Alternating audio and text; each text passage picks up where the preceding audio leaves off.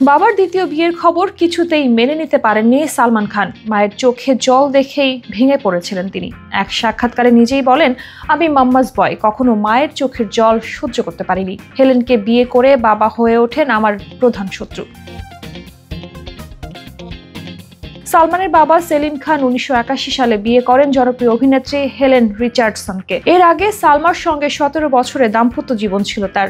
4 সন্তান সালমান, সোহেল, আরবাজ ও আলবিরাকে নিয়ে সংসার ছিল এই দম্পতির। সেলিম হেলেনের সম্পর্কের শুরু 1970 সালে। বন্ধুত্ব থেকে প্রেম, এরপর দীর্ঘ 10 বছর পর তা পরিণতি পায় বিয়েতে।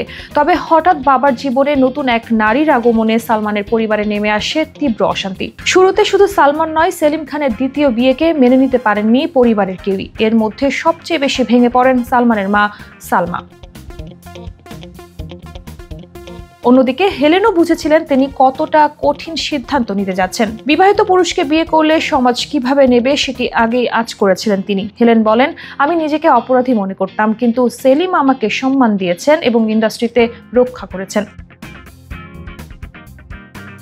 তবে সময়ের সঙ্গে বদলেছে সবাই। হেলেন ধীরে ধীরে হয়ে ওঠেন খান পরিবারের একজন। সালমান নিজেই তাকে বসিয়েছেন মায়ের আসনে। এমনকি সালমা ও হেলেনের মধ্যেও গড়ে উঠেছে ভালো বন্ধুত্ব।